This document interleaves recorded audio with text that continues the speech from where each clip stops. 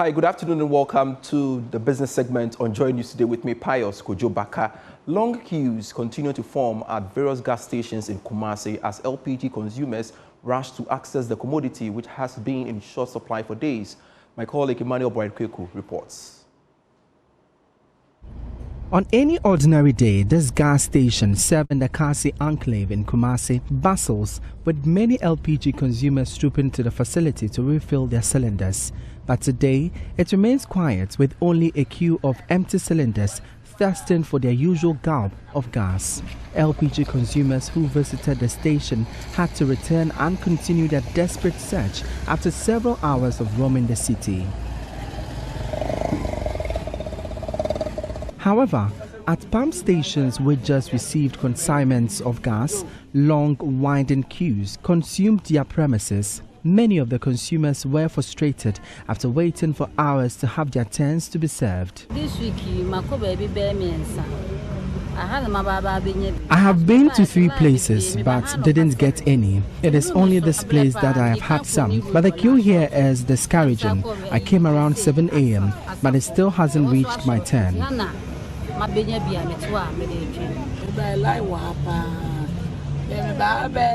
The queue is really long here. I came around 10:30 a.m. I still haven't been served. I use the gas for business.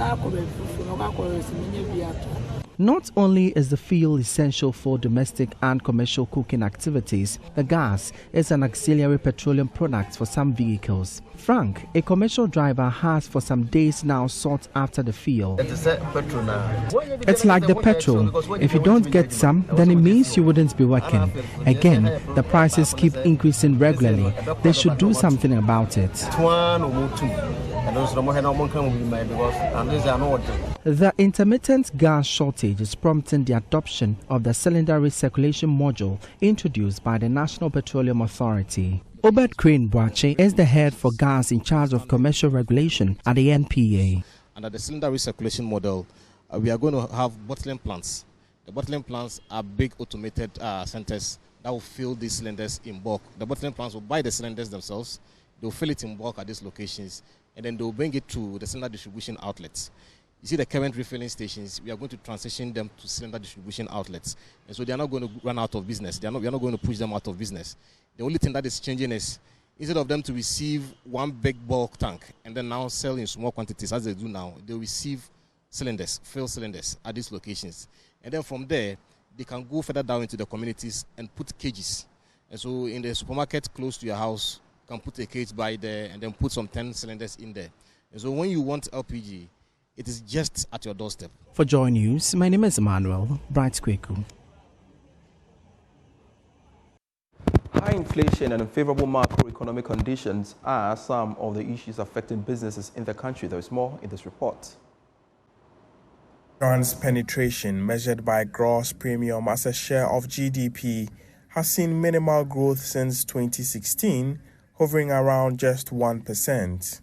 To put this figure into regional context, South Africa boasts of the continent's highest penetration rate at 17%, followed by Namibia with 6.3%. Ghana continues to struggle with increasing the proportion of its population covered by insurance, which currently is around 40%. At the launch of Priority Insurance's innovative home and office insurance product, Mr. Matthew Edu, Managing Director of Priority Insurance, emphasized that favorable macroeconomic conditions are essential for improving coverage and penetration. Inflation is very high, so when people don't have the money to buy insurance, at the end of the day, they have to depend on their meager salaries and also buy other essential items. So their disposable income is not enough to buy insurance. So that is our problem. And also the literacy rate in Ghana is very, very low. So people don't even understand insurance. So there is a need for us as insurers to educate them more. Sheila Ritzberg, CEO of iRisk Management Limited, stressed on the need for affordability of premiums to increase inclusivity. Insurance is actually supposed to be for the most vulnerable people, not the rich people who can afford to replace items, but it's supposed to be for the people who actually don't have a lifeline. Then insurance becomes a lifeline for them.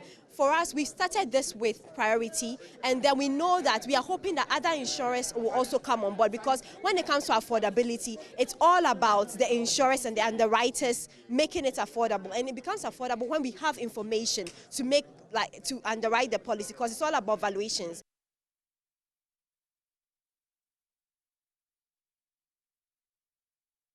And that's it for business for now. I am Pius Kojo Bakadra. Will be at 1 p.m. with the marketplace. Sports is next.